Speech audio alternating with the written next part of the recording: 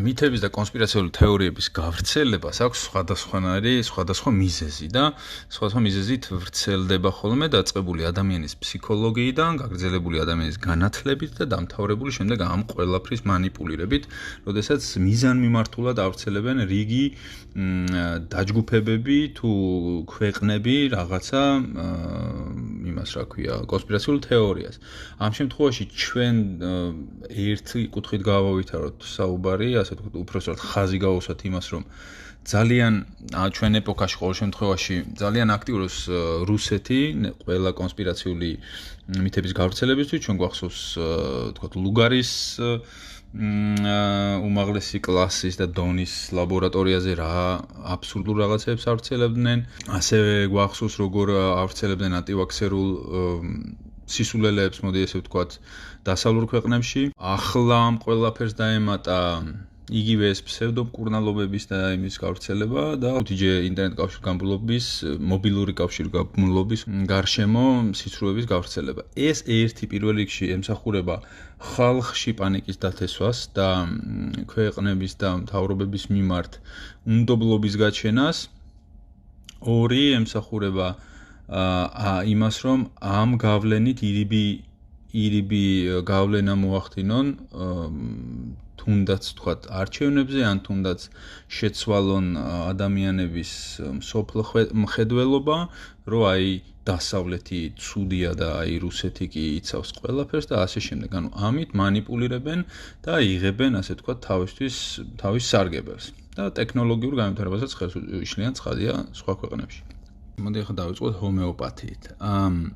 აი მაგალითად ახლა მარტივი მაგალითი რომ მოვიყვანოთ, რას იფიქრებთ ჩემზე თუ კი ავდგები და გეტყვით, რომ აი განზავებული ნივთიერება უფრო ძლიერ მოქმედია ვიდრე კონცენტრირებული.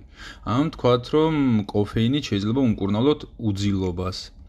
ან გითხრათ, რომ დაავადების მკურნალობაში სიმპტომები არის მნიშვნელოვანი და არა გამომწვევი მიზეზი. სულაც ის რო ავდგეთ და გითხრათ, რომ მაგალითად მხოლოდ წყალით შეგიძლიათ იმკურნალოთ, რომელშიც არანაირი აქტიური ნივთიერება შიგნით არ არის. და თუ კი ოდესმე რამე ნივთიერება ყოფილა შიგნით, ამ წყალმა ეს დაიმახსოვრა და ამით რაღაც სასწაულებრივად მოგარჩენთ, ასე ვთქვათ. აი ეს ყველაფერი რო გითხრათ, ძალიან დიდი ალბათობით არც თუ ისე კარგი წარმოდგენა შეგექმნებათ ჩემს გონებრივ შესაძლებლობებზე, ხო? გასათვალისწინებელია მეთოდიკა. როგორც მუშაობენ ჰომეოპათები, ჰომეოპათთან ვიზიტი ნიშნავს ესეთი საუბარს, პირდაპირ საუბარს, ძალიან ახლო ურთიერთობა შეიძლება ითქვას, რომ ნდობა უყალიბდება ადამიანს, შემდეგ ამ წყალს, უბრალოდ წყალს, ან ტაბლეტებს, სადაც არანაირი ნივთიერება შიგნით არ არის შაქრის გარდა, ამ შაქრის ნატეხებს აძლევენ, ეუბნებიან, რომ ამაზე გიშველის და მიდიან ადამიანებსაც ჯერათ ეს და უწერენ, ისა რა ქვია, ყიდულობენ და იხდიან ამაში ფულს, რა თქმა უნდა. თუმცა მათი ეფექტურობა დადასტურებული არ არის. ჯერ ერთი იმიტომ არ არის, რომ რაც ახლა მოვყევი, წარმოუდგენელი აბსურდი არის, რომ განზავებული უფრო ძლიერ მოქმედი იყოს კონცენტრირებულზე, ან ასევე წარმოუდგენელი აბსურდია, რომ მსგავსით უმკურნალო, ანუ დაავადებულში რა სიმპტომებიც არის, იმ სიმპტომებს, რასაც იწვევს ჯანმრთელ ადამიანში ის პრეპარატი ავადობას ვერ განკურნავს, ანუ მარტივად რომ თქვათ კოფეინით ვერ ვუმკურნალებთ უძილობას, არაფერში არ ჯდება უბრალოდ ეს და ასევე ისიც რომ ჭიქი შენჯღრებით, ამხელა განზღავებით წყალი მახსოვრობას ვერ იწევს. ანუ მისი ეფექტურობაზე საუბარიც კი ზედმეტია. მიუხედავად ამისა, რადგანაც ასეთი პოპულარული გახდა და არ გაჩერდა, ასე ვთქვათ, ამ ცრუმეცნიერების განვითარება, უამრავი კვლევა ჩატარებული და არც ერთი კვლევით არ დასტურდება ჰომეოპათიური პრეპარატების ეფექტურობა და მათი ეფექტურობა არ ცდება პლაცებოს. პლაცებოს ეფექტი კი არსებობს, პლაცებოს ეფექტი მიუხედავად იმისა, რომ რეალურად არ ვიცით ზუსტად რა მექანიზმით მიმდინარეობს, თუმცა ეს მართლა არსებობს. ეს არ ნიშნავს, რომ ჩვენ პლაცებოს იმედად ვიყოთ და მოვატყუოთ პაციენტი, რომ იმას რაღაცა უშველეს. პლაცებოს ეფექტი თქვათ, პლაცებოს ეფექტით შეიძლება თავის ტკივილი გაყუჩდეს, შეიძლებაზეა საუბარი. ან სხვა კიდევ რაღაცა ეფექტები მივიღოთ, მაგრამ ეს არ არის ხანგრძლივი მოქმედების ერთი და პლაცებოთი ინფექციური სნეულებების ან სიმსივნების მკურნალობა არ ხდება, ესე არ არის.